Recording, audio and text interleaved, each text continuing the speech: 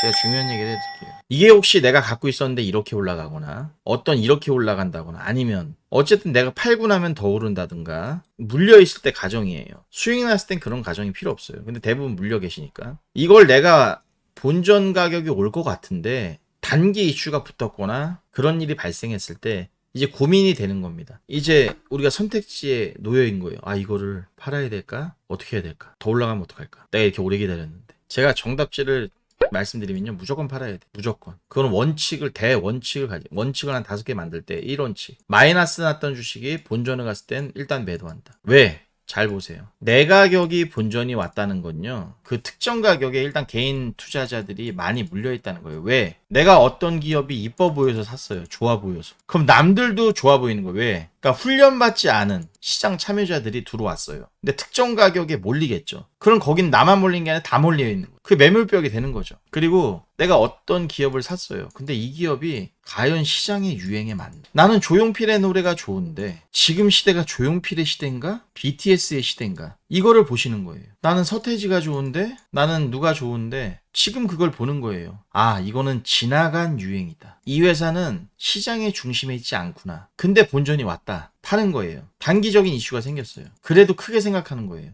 이게 트렌드된 주식인가? 모든 사람들이 BTS를 좋아하듯이 내 주식이 인기가 있는 주식인가를 보는 겁니다. 근데 좀 멀리서 봤을 때 이게 BTS 주식까지는 아닌 것 같은데 분명히 보일 거예요. 그게 운동화를 파는 회사인지, 여러분 AI 관련된 회사인지, 지금 세계로 뻗어나가는 K-팝에 대한 기업인지, 그걸 본인 스스로 알 겁니다. 그거를 먼발치로 한번 봤을 때, 아, 이 주식은 내가 진입을 잘못했고 이 이슈는 큰 이슈는 아닌 것 같다. 이 회사가 단기적인 이슈가 생겼어도 회사 자체를 놓고 봤을 때 이건 송원산업에 대한 이슈지 대형 물결에 끼질 못했다. 근데 어떤 주식이 갑자기 확 올라갔어요. 근데 뭐 AI 관련주래요. 그럼 시장에 맞잖아요? 그럼 홀딩하는 거예요. 좀 단순하게 생각하셔야 되는 게 일단 이렇게 보는 겁니다.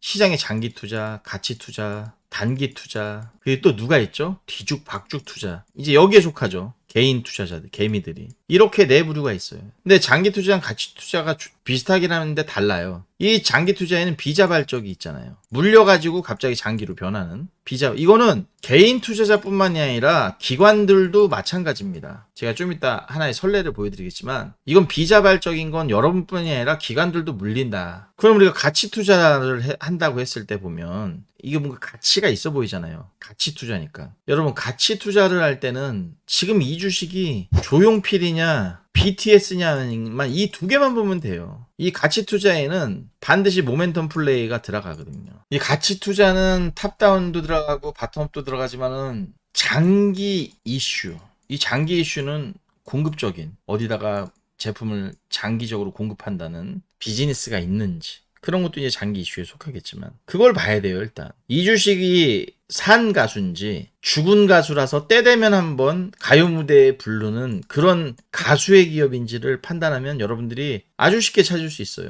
어떤 회사가 매년 1,000억씩 벌어요. 근데 이 회사가 운동화를 만들어요. 이거 운동화가 뭐 좋을 게 있습니까, 여러분? 없죠. 농심이 주구장창 신고가예요. 이 당시도 제가 한번 말씀드렸지만 이때도 말씀드리고, 농심에 대해서 정확히 이때 얘기했어요.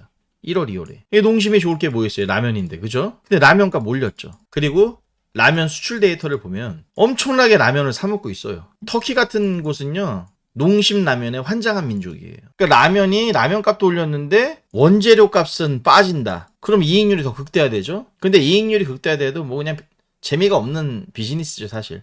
근데 수출이 옛날에 100개였는데 1000개, 5000개로 늘었을 때, 그 라면 값이 오르고 원재료 내려갔을 때 그때는 숫자가 다르게 찍힌다는 거죠. 이랬을 땐 또 어떤 운동화 회사가 잘 나가는 거죠. 운동화 회사 하면 안 되지만 주가가 어려운 거예요. 이것도 봐야 되고 저것도 봐야 되고, 이거 운동화 회사지만 어떤 얘가 조금 업사이드가 열릴 수 있는 문제가 회사에 발생됐다. 원자재 값의 하락이라든가, 그러니까 영업이익이 좀 많이 올라갈 수 있는, 이거 어닝이 좋게 나온, 단기만 그런 게 아니라 좀 장기적으로 상승할 수 있는 그런 류의 것이라면 갈 수 있는 거죠. 하이테질로 보면 좋아요, 회사. 돈도 잘 벌어요. 못 가요. 못 가는 거예요. 지배구조적인 뭐 거시기가 있는 거예요. 근데 요새 단기간에 올랐죠. 살짝 올랐어요. 왜냐면 테라보다 더 잘 나가는 뭐 켈린가 뭐 그런 게 나왔대요. 근데 그래도 못 가요, 얘는. 실적이 계속 좋아도 못 가요. 이 회사 내부에 뭐가 있는 거예요. 주가를 올리면 안 되는. 그냥 별의별 걸 다 봐야 된다는 거죠. NC소프트를 바라봤을 때 이게 과연 조용필이냐 아닌가를 봤을 때 이건 조용필이라는 거죠. 조용필 선생님한테 죄송하지만 산물 간 비즈니스를 갖고 있다는 거죠. 지금 당장은.